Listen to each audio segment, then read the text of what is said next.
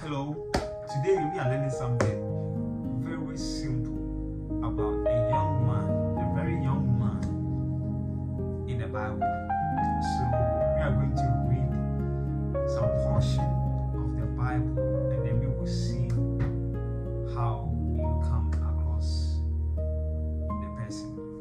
And then the very key thing I want you to get here is that we are to get the reason why we must resist from temptation. And some of the ways, one of the perfect ways, somebody who is going through challenges, going through temptation, which you know that it can bring you down, which you know that you can lose your work, lose your integrity, lose your fame, lose whoever you are. One of the key things you can do to set yourself free. Okay, so we are looking at the life of Joseph. The life of Joseph, a young man from a young Hebrew man who was betrayed by his own brothers. His own brothers, because the Bible said that the Lord was with him. The Lord was with him. Visions, dreams upon dreams, visions upon visions, and then his brother had this thing in mind that why is you, the young one, always telling us all these historic and the mysterious dreams? So in their mind, they are thinking that no, if you sit down for this man to grow among us, he will definitely become superior over us. Why? Because Joseph was in a place with God. God has a purpose for this man. And this purpose, I don't think is for his own benefit. This purpose, I don't think it was for his own interest. God doesn't do things this way. He always does things that will benefit the people that are around him. So I am really convinced and sure that God has this vision for this man, that his family will benefit. But they planned against him, decided to kill him. But he was rescued by Reuben to be put in a pit. And once again was rescued by Judah, not to touch him, not to kill him, but to sell him. To sell him out. And they sold him out. And represent killed animal, spread the blood in the cloth, and represent it to the Father as if he has been killed by what? A beast. That is what we do in our days. That is what we do as the brothers and sisters living in the same house. Brothers and sisters who are of the same blood, DNA. This is very, very, very, very disheartening. But anytime all this incident happens, it's for a reason. God always does these things for a reason. They thought that they are selling him out so that they will cast his vision, they will cast his dreams. But God made him become a biggest. So when Joseph was sent to Egypt, as a slave, sent to Egypt as a slave. Now through all his servants, this guy pleased the king. He pleased his master. That he was put in charge of every other thing in the kingdom. He became more like a prime minister.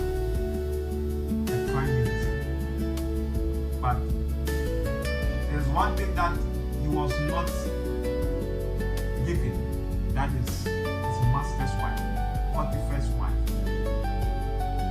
Because that particular thing called wife it belongs to one particular person. So Potiphar did not give him his wife because it belongs to him to take charge of him. But when the wife saw that this guy is growing, masculine, in stature, like he's intelligent, everything he does is on point. He decided to convince the guy to lay to lie with him, but he refused. He told them that, my master has given me, putting me in charge of everything in this place, except you, because you belongs to me. He continues, and then it was becoming overwhelming. And as someone who is pleased with God, somebody who is, God's favorite, decided that no, I need to do something. I need to run. So he ran. He didn't say that he ran. No. So don't sit down, my brother. Don't sit down, my sister. When the situations are coming, when you are at work and your master, your HR, your manager decides to lie with you, decides to go in with you, to give you money, to promote you. No. Be content with what you have. If you are being paid 5,000, be content. 3,000, 4,000, whatever. 1,000 cities, 500 cities. Be content and be consistent with God, and He will make a way where there seems to be no way, because He is a God who does exceedingly above what man may think or imagine. So run away from that temptation. Run away, because immediately you become victim. You block every opportunity. So as you are in the office, you are in somebody's shop, wherever you find yourself, in a church, wherever, do not fall victim to some particular temptation, corruption here and there. No, put a stop to it. Run away. Put a stop to it. Tell yourself, I'll put a stop to it. And let us all stop envying the growth of our individual brothers and sisters out there. If they are going on in their education, in their career, in their finances, in their family, pray to God to help you out. Do not envy and do not plan against them.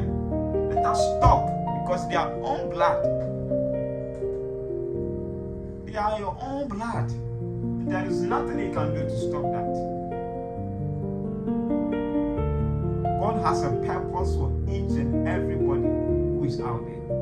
And so don't envy anybody. Don't envy anybody.